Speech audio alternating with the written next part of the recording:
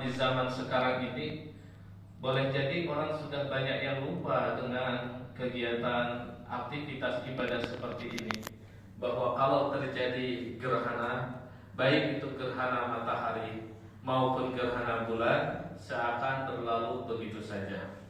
Bahkan tidak sedikit mereka yang menjadikan peristiwa gerhana itu hanya sekedar untuk bertamasya, hanya untuk dijadikan sebagai penglihatan mata semata.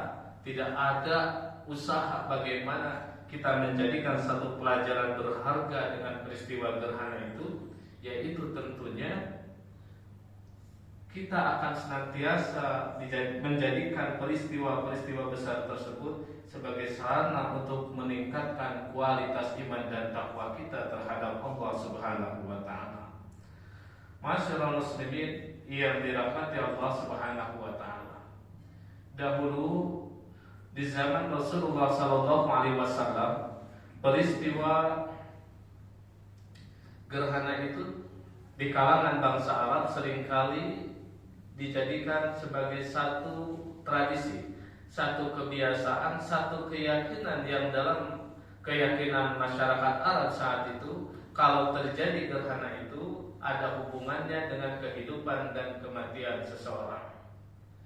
Saya kira keyakinan-keyakinan seperti itu akan terus terjadi dan akan berlangsung pada kelompok-kelompok masyarakat tertentu yang lainnya. Bahkan konon di Indonesia pun ada satu keyakinan kalau terjadi gerhana itu, khususnya gerhana bulan, ada satu mitologi ya, cerita-cerita khurafat. Konon katanya apa itu namanya, Batara Kulo ya Pak ya.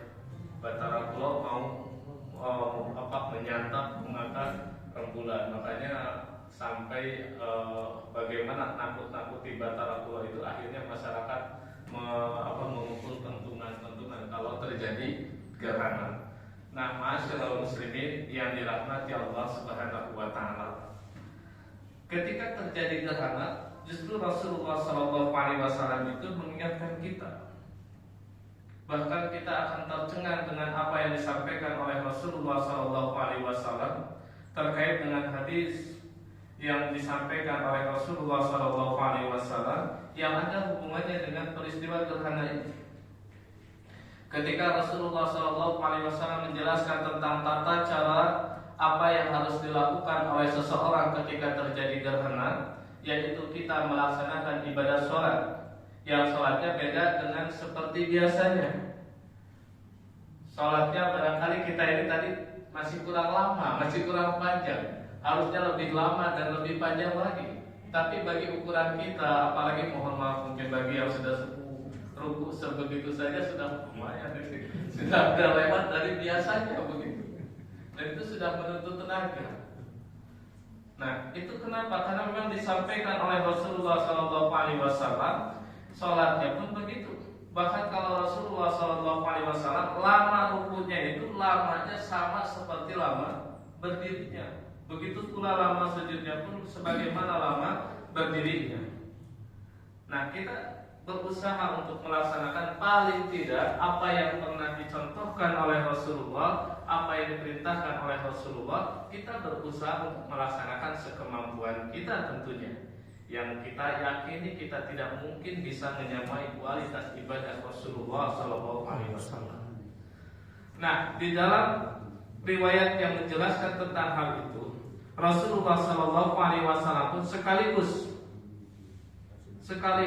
menanggapi, bahkan membatalkan keyakinan-keyakinan yang ada pada pikiran orang Arab pada saat itu yang mengira bahwa terjadinya gerhana itu karena ada kehidupan dan kematian seseorang.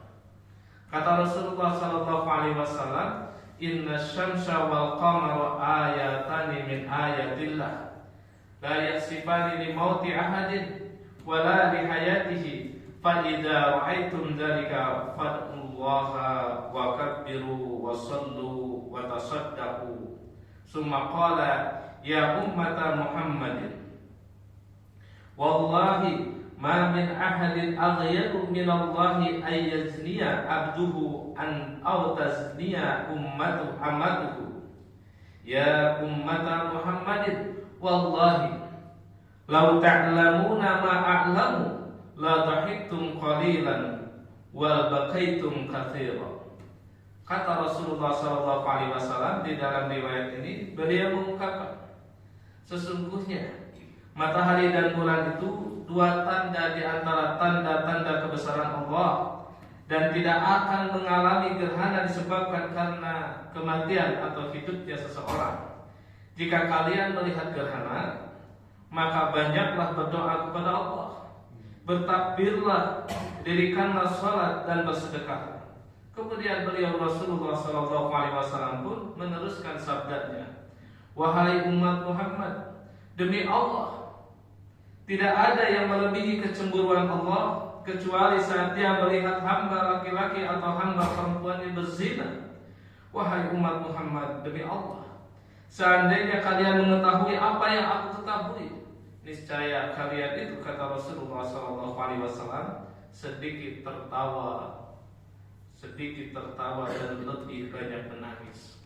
Ungkapan pernyataan Rasulullah SAW yang menyatakan bahwa kalaulah kalian itu tahu apa yang aku ketahui, pastilah kalian itu sedikit tertawa dan banyak menangis. Itu dalam beberapa kasus pernah diungkapkan di dalam riwayat-riwayat yang lain, yang diantaranya adalah ketika ada pada saat itu orang yang melaksanakan sholat berjamaah, lalu tiba-tiba si makmum itu mendahului rukunya imam. Dan di hadis itu diakhiri pula dengan pernyataan ini, jikalau kalian itu tahu apa yang aku ketahui, niscaya kalian itu akan sedikit tertawa dan banyak menangis. Ma'asyiral muslimin yang dirahmati Allah Subhanahu wa taala. Kalau di dalam riwayat yang lain, di dalam hadis yang diriwayatkan oleh Imam Muslim, ketika Rasulullah SAW menyatakan bahwa la dhahiktum qalilan wa bakaitum katsiran, pasti kalian itu akan sedikit tertawa dan banyak menangis. Maka ma'asyiral muslimin yang dirahmati Allah Subhanahu wa taala, para sahabat itu bertanya, qalu wa ma ra'aita ya Rasulullah. Mereka bertanya, apa yang kau ketahui, apa yang kau lihat ya Rasulullah? Maka apa jawaban Rasulullah SAW? Qala ra'aitu jannah wan nar. Saya melihat surga dan neraka. Diperlihatkan kepada Rasulullah SAW bagaimana surga, bagaimana neraka. Maka ma'asyiral muslimin yang dirahmati Allah Subhanahu wa taala, bagi orang yang memiliki kualitas iman yang tinggi, hadirnya gerhana ini adalah salah satu cara Allah untuk menakut-nakuti orang. Jadi takut bukan karena takut mitologi tadi, takut bukan karena cerita-cerita atau dongeng-dongeng tadi, tidak. Tapi itulah cara Allah Subhanahu wa taala untuk mengingatkan umat manusia bahwa sungguh dengan terjadinya gerhana ini, kata Rasulullah SAW sebagaimana di dalam riwayat An-Nasai, di mana Rasulullah SAW pun memberikan satu pernyataan bahwa dengan terjadinya gerhana ini, itu adalah cara bagaimana Rasulullah SAW menyampaikan pesan dari Allah Subhanahu wa taala bahwa dengan terjadinya gerhana ini, itu cara Allah untuk menakut-nakuti umat manusia. Jadi dengan keberadaan tanda-tanda inna syamsa wal qamar ayatani min ayatillah yukhawwifullahu azza wa jalla bihi. Jadi sesungguhnya matahari dan bulan ini itu adalah dua tanda dari tanda-tanda kebesaran Allah. Allah akan menakut-nakuti hambanya dengan kedua tanda ini. Maka dengan peristiwa besar terjadinya gerhana ini adalah cara Allah untuk mengingatkan manusia bahwa sungguh manusia itu betapa kecil di hadapan Allah. Mudah bagi Allah Subhanahu wa taala untuk menghilangkan manusia, karena ternyata untuk menjadikan benda-benda besar sebesar matahari, kemudian sebesar bulan, sebesar bumi, mudah bagi Allah untuk mengatur, menjadikan apapun itu sesuai dengan kehendak Allah Subhanahu wa taala. Dan kita yang tinggal di satu titik di bumi itu, Apa yang akan terjadi kalau sekiranya Allah membenturkan antara bumi dan bulan? Apa yang akan terjadi kalau terjadi gesekan atau misalkan tabrakan antara bumi dengan benda-benda langit yang lainnya? Kita tidak ada artinya di hadapan Allah. Itulah cara Allah untuk mengingatkan umat manusia. Makanya kata Rasulullah SAW ketika mengingatkan kita semua tentang peristiwa ini, fad'ullaha, berdoalah kalian kepada Allah. Wa kabbiru, dan takbirlah. Kita berdoa kepada Allah itu menunjukkan kecilnya kita, dan sungguh kita ini tidak berdaya di hadapan Allah. Apa yang kita miliki sekarang ini, apa yang kita kuasai sekarang ini, apapun yang kita lakukan ataupun apapun yang kita bisa laksanakan saat ini, semua tiada lain adalah kuasa Allah Subhanahu wa taala. Karena hakikatnya manusia itu la haula wala quwwata illa billahil aliyyil azim. Manusia itu tidaklah memiliki kekuatan, tidaklah memiliki daya kecuali kekuatan itu bersumber dari Allah Subhanahu wa taala. Maka mohonlah ampun kepada Allah, mohonlah berdoalah kepada Allah Subhanahu wa taala, karena manusia itu betapa kecil. Makanya setelah itu Allah mengingatkan wa kabbiru, dan agungkanlah Allah, karena Allah lah yang layak takabur. Manusia itu tidaklah layak untuk bertakabur. Masyaallah muslimin yang dirahmati Allah Subhanahu wa taala. Sampai-sampai Rasulullah SAW pun itu mengingatkan kita. Di dalam hadis sahih yang diriwayatkan oleh Imam Ahmad, ketika Rasulullah SAW bersabda, "Faqala qala Rasulullah SAW hadhihi al-ayah wa huwa 'ala al-minbar was samawati matwiyatun bi yaminihi subhanahu wa ta'ala amma yushrikun." Qala yaqulu Allahu ana al-jabbar, ana al-mutakabbir, ana al-malik, ana al-muta'ali yumajjidu nafsahu. Qala faja'ala Rasulullah sallallahu alaihi wasallam yuraddiduha hatta rajafa bihil minbar hatta zananna annahu sayakhirru bi. Kata Rasulullah sallallahu alaihi wasallam, ketika Rasulullah sallallahu alaihi wasallam membaca ayat, yang ayat itu kurang lebih artinya, dan langit-langit terlipat dalam genggamannya, Maha suci Allah dari apa yang mereka persekutukan. Beliau bersabda, Allah berfirman, akulah yang maha perkasa, akulah yang maha takabur, akulah yang raja, akulah yang maha tinggi, dan Allah mengagungkan dirinya sendiri. Dia, Abdullah bin Umar berkata, maka Rasulullah SAW mengulang-ulang ungkapan itu sampai-sampai beliau melihat seakan-akan mimbar itu bergetar, sampai kami menyangkanya akan roboh. Itu kekuatan Rasulullah SAW ketika menyampaikan ayat tersebut, diiringi dengan ungkapan-ungkapan bahwa Allah lah dikatakan sebagai Al-Jabbar, Allah itu sebagai Al-Mutakabbir, Allah itu sebagai Al-Malik, Allah itu sebagai Al-Muta'ali. Ma'asyiral muslimin yang dirahmati Allah Subhanahu wa taala. Maka peristiwa besar gerhana ini akan memposisikan diri kita betapa kecilnya, dan kita tidak pantas takabur di hadapan Allah Subhanahu wa taala.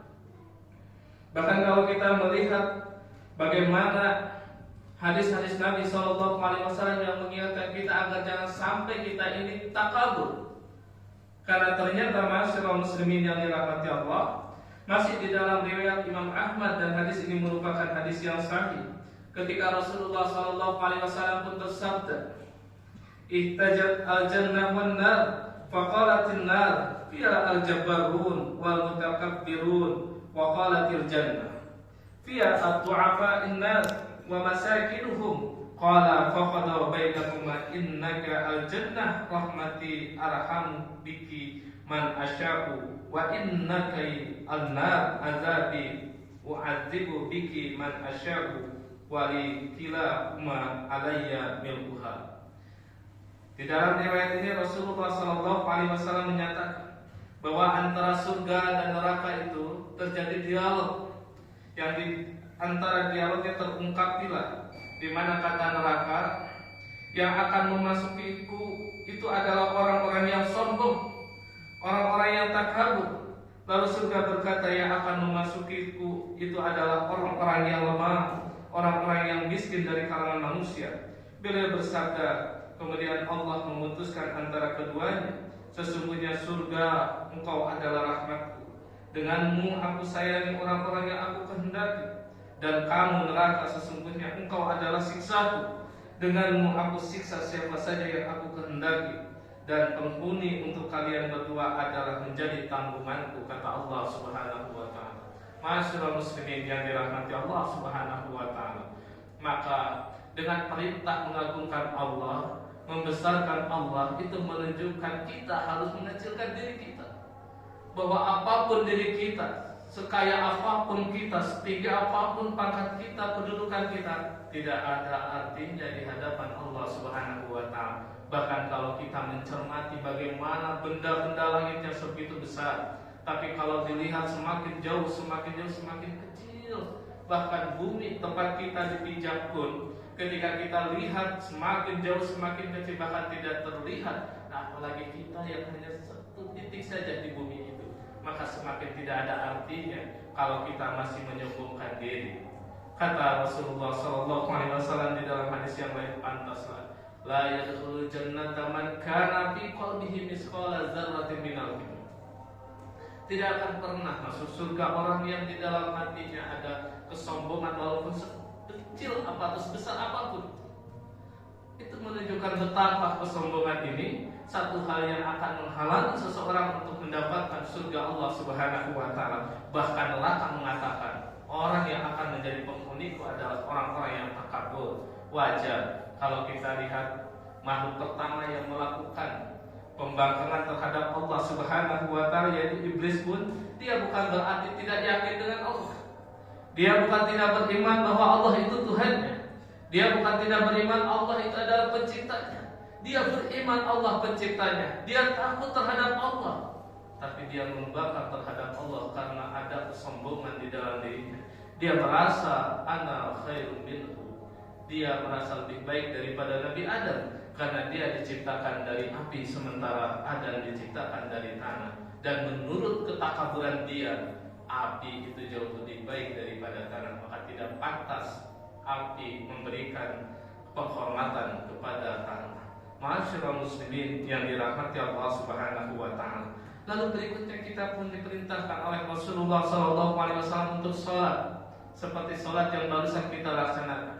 Itu menunjukkan apa? Satu rangkaian yang Rasulullah SAW perintahkan ketika terjadi peristiwa gerhana itu, untuk menjadikan diri kita ini benar-benar semakin dekat dengan Allah. Karena dengan sholat itulah satu di antara penyambung komunikasi kita, hubungan kita dengan Allah Subhanahu wa ta'ala. Bahkan ketika kita ingin menghilangkan ketakaburan kita di hadapan Allah, salah satunya dapat kita lakukan melalui ibadah sholat itu. Mengapa sholat itu kita awali dengan takbir Allahu Akbar, Allah Maha Besar? Karena memang kita gak ada artinya di hadapan Allah Subhanahu wa ta'ala. Tidak pantas kita menunjukkan kesombongan, ketakaburan, baik itu di hadapan Allah maupun di hadapan sesama manusia. Karena siapapun yang menunjukkan kesombongannya, maka berarti tidak ada artinya dengan ibadah sholatnya. Karena ibadah sholat salah satunya di antaranya untuk menjadikan satu bahan introspeksi diri, betapa kecilnya dia di hadapan Allah, terutama ketika dia melakukan ruku, ketika dia melakukan sujud. Maka disitulah kita akan menunjukkan satu pengabdian, penghambaan diri terhadap Allah. Tidak pantas kita ini menunjukkan kesombongan, ketakaburan di hadapan Allah Subhanahu wa ta'ala. Masyaallah muslimin yang dirahmati Allah Subhanahu wa ta'ala. Kemudian yang terakhir yang diajarkan oleh Rasulullah SAW adalah bersedekah. Lengkap sudah. Di sisi lain bagaimana kita dibina, dibentuk, kemudian dididik, ditarbiyah dengan terjadinya peristiwa gerhana itu untuk menjadi hamba-hamba Allah yang saleh secara hubungannya dengan Allah Subhanahu wa ta'ala. Tapi di sisi lain kita pun diajarkan oleh Rasulullah SAW bagaimana menjadi pribadi-pribadi yang saleh untuk atau terhadap sesama manusia. Dalam bahasa yang lain dikatakan saleh sosial. Saleh bagaimana kita mempunyai perhatian yang besar terhadap sesama manusia. Makanya Rasulullah SAW mengajarkan, ketika hubungan seseorang itu sudah baik dengan Allah, maka dampaknya harus bisa dirasakan oleh sesama manusia. Makanya Rasulullah SAW mengajarkan watasaddaqu, bersedekahlah. Setelah kita berdoa, kemudian kita mengagungkan Allah, lalu kita melaksanakan ibadah sholat, maka bersedekahlah sebagai wujud bukti pengabdian kita, baiknya kita berhubungan dengan Allah, agar bisa pula dirasakan oleh sesama manusia yang lain. Itulah orang yang paripurna di hadapan Allah. Hablum minallah wa hablum minannas. Bagaimana baik hubungan dengan Allah Subhanahu wa taala, juga baik hubungan dengan sesama manusia. Masyaallah muslimin yang dirahmati Allah Subhanahu wa taala, barangkali inilah sedikit pengingat bagi kita semua dengan adanya peristiwa gerhana ini. Mudah-mudahan kita semua digolongkan oleh Allah Subhanahu wa taala menjadi hamba-hambanya yang senantiasa takut, hamba-hambanya yang senantiasa taat, dan semakin bertakwa kepada Allah Subhanahu wa taala. Amin. Untuk menutup khutbah ini, marilah kita sama-sama berdoa kepada Allah Subhanahu wa taala. A'udzubillahi minasyaitonir rajim. Bismillahirrahmanirrahim. Alhamdulillahi rabbil alamin. Allahumma shalli wa sallim wa barik ala nabiyyina Muhammadin wa ala alihi wa ashabihi wa man tabi'ahu bi ihsan ila yaumiddin. Ya Allah ya Ghafur ya Rahim, ya Allah ya Anta Tawwabur Rahim. Allahumma ighfir lil mu'minina wal mu'minat wal muslimina wal muslimat al ahya'i minhum wal amwat. Ya Allah ya Sami'un Qaribun Mujibud Da'wah. Allahumma aghnina bil ilmi wa zayyina bil hilmi wa aqimna bil taqwa wa jannibna bil afiyah. Allahumma arina al-haqqa haqqan warzuqna ittiba'ah wa arina al-batila batilan warzuqna ijtinabah. Allahumma inna nas'aluka al-huda wal tuqa wal 'afafa wal ghina. Allahumma inna nas'aluka salamatan fid din wa 'afiyatan fil jasad wa ziyadatan fil 'ilmi wa barakatan fil rizqi wa taubatan qabla al-maut wa rahmatan inda al-maut wa maghfiratan ba'da al-maut. Allahumma hawwin 'alaina fi syakaratil maut wa najatan minan nari wa laka indal hisab. Rabbana atina fid dunya hasanah wa fil akhirati hasanah wa qina adzabannar. Subhana rabbika rabbil izzati amma yasifun wa salamun alal mursalin walhamdulillahi rabbil alamin. Assalamualaikum warahmatullahi wabarakatuh. Waalaikumsalam warahmatullahi wabarakatuh.